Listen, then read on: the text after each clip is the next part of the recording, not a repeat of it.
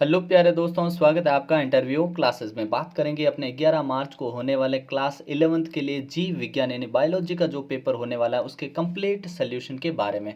Total आपसे 45 प्रश्न पूछे जाएंगे। इन सभी प्रश्नों के आंसर्स हिंदी और इंग्लिश मीडियम दोनों के लिए हम बात करने वाले हैं। सभी प्रश्नों को आपको बहुत ही अच्छे से तैयार कर लेना ताकि आपका पेपर बहुत ही शानदार हो। बायोलॉजी के बाद में आपके जो पेपर होने वाले, चाहे आपके फिजिक्स का हो जो आपके 14 तारीख को होगा, फिर आपके केमिस्ट्री का जो आपके 16 तारीख को होगा, यहाँ पे कंप्लीट सोल्यूशन के साथ मिल जाएगा ताकि आपकी तैयारी बहुत ही ज़बरदस्त और शानदार हो जाए। ठीक है, चलिए स्टार्ट करते हैं। चैनल को सब्सक्राइब कर लेना है आपको, दोस्तों के साथ वीडियो को शेयर ज़रूर कर लेना है। ठीक है, सबसे पहले हमसे एमसीक्यूज पूछे जाएंगे, जिसमें पहला प्रश्न हमसे पूछा है जीवों के नामकरण की द्विनाम पद्धति किसने दी? Who introduced the binomial system of nomenclature? तो ये देने वाले आदमी का नाम डी ऑप्शन कर देंगे हम। क्या? D option, Carolus Linnaeus. ठीक है, नेक्स्ट है मिथोनोजन जो जीवाणु है किस प्राणी के रुमेन में पाया जाता है? Methanogens bacteria are found in rumen of which animal? तो ये किस में पाया जाता है? तो ये लिखना है आपको, सी ऑप्शन अपने करेक्ट कर देंगे, गायों में, काऊ में। ठीक है, फिर अपने निम्न में से कोशिका भित्ति किस में अनुपस्थित होती है? सेल वॉल अब्सेंट रहती है। कहाँ पे, किस में रहती है?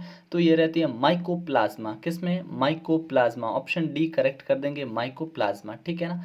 अगला क्वेश्चन देखते हैं अपने। नेक्स्ट प्रश्न हमसे पूछा है कि पौधे के किस समूह को पादप जगत का उभयचर कहते हैं? Which group of plant are called amphibians of plant kingdom? तो किसको कहते हैं? तो ब्रायोफाइटा। बी ऑप्शन करेक्ट हो जाएगा अपने, ब्रायोफाइटा। नेक्स्ट है द्विनिषेचन किन पादपों में पाया जाता है? Double fertilization occurs in plants.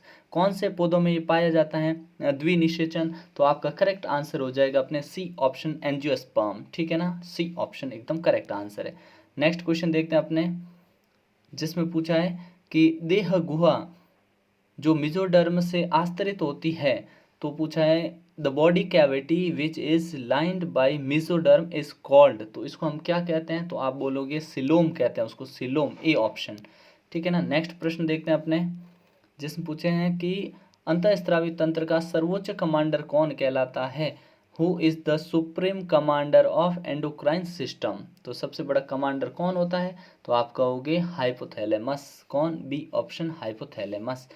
पेशीय तंतु की क्रिया विभव है the action potential of the muscle fibre is. तो कौन होता है? तो आप कहोगे यहाँ पे रहेगा अपने विभव कितना रहेगा? 90। ठीक है ना, 90। डी ऑप्शन आपका करेक्ट हो जाएगा। नेक्स्ट है एंजाइम का प्रोटीन भाग कहलाता है, the protein part of enzyme is called. तो उसको हम क्या कहते हैं? उसको हम कहते हैं एपो एंजाइम। ठीक है ना, क्या बोलेंगे? Apoenzyme. C option correct हो जाएगा अपने। ठीक है, सी ऑप्शन। नेक्स्ट क्वेश्चन देखते हैं अपने, C3 तथा C4 पादपों में C प्रदर्शित करता है। ये C क्या रिप्रेजेंट करता है इनमें? तो C रिप्रेजेंट करता है अपने, यहाँ पे ध्यान रखना, प्रथम स्थायी कार्बन संख्या। ठीक है ना, ए ऑप्शन आपको टिक कर देना, एकदम करेक्ट है। फिर आते हैं फिल इन द ब्लैंक्स, रिक्त स्थान वाले प्रश्नों पर, जिसमें पहला है पुष्पीय अक्ष पर फूलों के लगने के क्रम को डैश कहते हैं। तो इनके फूलों के लगने को क्रम को हम क्या कहते हैं? पुष्प क्रम कहते हैं। क्या कहते हैं? पुष्प क्रम,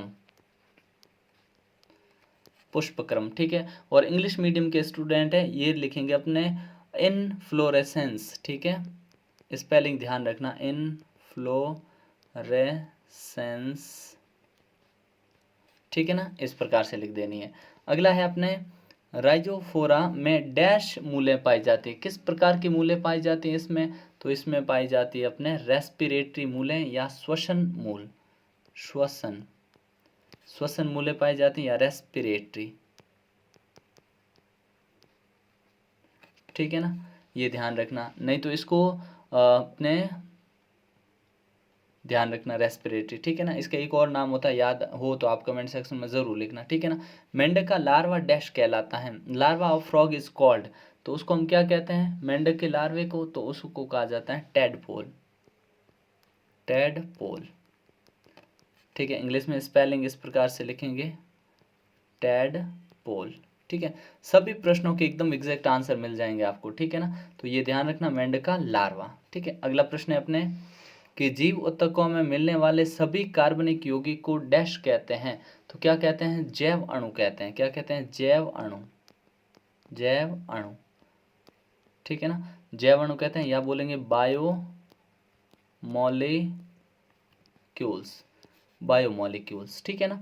अगला देखते हैं अपने क्वेश्चन। नेक्स्ट है, जीव ऊतकों में मिलने वाले सभी कार्बनिक यौगिकों को जैव मॉलिक्यूल या जैव अणु बोल देंगे, ठीक है ना, बायोमोलिक्यूल या जैव अणु। नर मेंढक में जनन कार्य करने वाले अंगों को डैश कहते हैं, जनन अंग वृषण करते हैं, कौन करते हैं, वृषण, और इसको बोलेंगे टेस्टिस, ठीक है ना, ये आपको ध्यान में रखना है। अगला क्वेश्चन देखते हैं अपने, जिसमें बोला है कि विनिमय बिंदु पर समजातीय गुणसूत्रों द्वारा बनाई गई एक्स आकृति संरचना को डैश कहते हैं, जो संरचना बनाई जाती है उसे कहते हैं, इस प्रकार से लिखना है, कोइज़मेटा, क्या, कोइज़मेटा, ठीक है। स्पेलिंग इस प्रकार से CHIASMATA, कोइज़मेटा, ठीक है ना, ये ध्यान रखना आपको, ठीक है। फिर 17वां प्रश्न है, डैश को कोशिका की ऊर्जा मुद्रा भी कहते हैं, किसको कहते हैं, तो ये ATP को कहते हैं, ATP, ठीक है ना, ATP, हिंदी इंग्लिश दोनों में ATP लिख देंगे। ATP का मतलब एडिनोसिन ट्राइफॉस्फेट पूरा नाम है, ठीक है।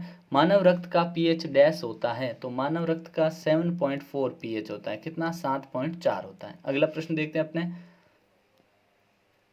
जिसमें हमसे पूछा है, जड़ों में किस प्रकार के सहवन पुल पाए जाते हैं, तो जड़ों में अर्य सहवन पुल पाए जाते हैं, क्या, अर्य संवहन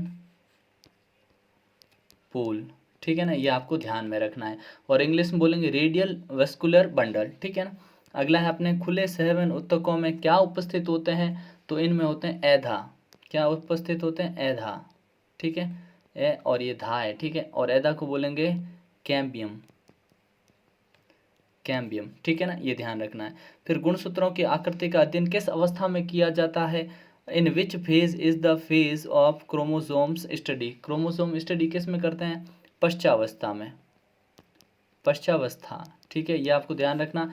और इसको इंग्लिश में बोलेंगे एनाफेज, एनाफेज, इस हम हिंदी में भी पश्चावस्था नहीं लिखकर एनाफेज ऐसे भी लिख सकते हैं, कोई दिक्कत नहीं है, ठीक है ना, चलेगा, ठीक है। फिर है प्रोकैरियोटिक यूकैरियोटिक में अंतर बताइए, चलिए इनके अंतर को देखते हैं, ठीक है। फिर है मिसोसोम क्या है, कोशिका का अंग जो केवल पादप कोशिका में पाए जाते हैं। रूबिस्कस को क्या है, और श्वसन गुणांक क्या है, ठीक है। फिर है पादप वृद्धि नियामक के नाम लिखना है। ज्वारीय आयतन क्या है, ठीक है। इन सभी प्रश्नों के उत्तर देखते हैं, ठीक है। तो देखिए आंसर अपने कहाँ से लिखेंगे, प्रोकैरियोटिक यूकैरियोटिक में अंतर यहाँ से लिख देंगे, ठीक है। केंद्रक झिल्ली नहीं होती, जबकि इसमें सुस्पष्ट केंद्रक होता है, ठीक है। मतलब वेल डिफाइंड, एक तो न्यूक्लियर मेम्ब्रेन का लिख देंगे, lack of nuclear membrane in prokaryotics, prokaryotic and eukaryotic में क्या होता है, have a well defined nucleus, ठीक है ना, इस प्रकार से लिख देना है। अगला था आपने 23वां की मिसोसोम क्या है, व्हाट आर मिसोसोम, तो ये बैक्टीरिया की कोशिका झिल्ली के आंतरिक विस्तर रहते हैं, मतलब फैले हुए रहते हैं, ठीक है ना, इस प्रकार से आपको इंग्लिश में भी लिख देना है। कोशिका का अंग जो केवल पादप कोशिका में होता है, ऑर्गेनेल कौन सा है, जो only found in plant cell, तो होता है लवक प्लास्टिड, क्लोरोप्लास्ट जिसको बोलते हैं, ठीक है। रूबिस्को क्या है, तो रूबिस्को होता है अपने क्या, CO2 स्थिरीकरण करने वाला प्रमुख एंजाइम है, ठीक है ना, enzyme for CO2 fixation in photosynthesis, ठीक है ना। अगला क्वेश्चन था अपना, श्वसन गुणांक क्या होता है, रेस्पिरेटरी कोशेंट क्या होता है, तो ये छोड़ी गई CO2 और उपयोग में ली गई ऑक्सीजन के अनुपात को कहते हैं, the ratio of volume of CO2 evolved and the volume of O2 consumed, ठीक है ना, इसके रेशियो को बोलते हैं। फिर पादप वृद्धि विनियामक नियामक, वृद्धि नियामक के नाम लिखना है, तो give name the plant growth regulator, regulator कौन से होते हैं, एक ऑक्सिन होता है, जिब्रेलिन होता है, साइटोकाइनिन, ठीक है, इनके नाम आपको याद रखने हैं। फिर ज्वारीय आयतन क्या है, ठीक है, व्हाट इज टाइडल वॉल्यूम, तो इसका भी आपको ध्यान रखना है, डेफिनेशन अच्छे से याद आपको कर लेनी है, ठीक है। तो क्या लिखेंगे कि सामान्य श्वसन के दौरान वायु की मात्रा जो ली जाती है उसे हम ज्वारीय आयतन कहते हैं, ठीक है ना। फिर उच्च रक्तदाब क्या है, हाई ब्लड प्रेशर, तो जब रक्त वाहिनियों में रक्त का दाब जो सामान्य दाब होता है 120 से 80 mmHg से लगातार अधिक बना रहता है, तो उसे उच्च रक्तदाब या हाइपरटेंशन कहते हैं, ठीक है, इंग्लिश में भी यहाँ से लिख देंगे। चलिए देखते हैं अपने अगले प्रश्न। नेक्स्ट प्रश्न है जिसमें अपने को 29 से पूछा है, ठीक है, उच्च रक्तदाब क्या होता है, हाई ब्लड प्रेशर हमने कर लिया। उसके बाद में जो अपने हृदय विद्युत हृदय लेख क्या है, ठीक है, यूरोटैलिक जंतु क्या होते हैं, रक्त अपवन क्या है जिसको डायलिसिस बोलते हैं, क्या है, पसलियाँ किस प्रकार का पंजर बनाती है, और मायोग्लोबिन कहाँ होता है। ठीक है, इन प्रश्नों के डेढ़ डेढ़ नंबर के, फिर दो दो नंबर के प्रश्न देखिए यहाँ पे। रेखित और अरेखित पेशी में अंतर बताना, साइनेप्स क्या होता है, प्यूबिक सैलाइन कहाँ पर पाया जाता है, गुच्छीय निस्यंदन दर क्या है, इसका मान कितना होता है, कर्ण अस्थियों के नाम आपको लिखने हैं। ठीक है,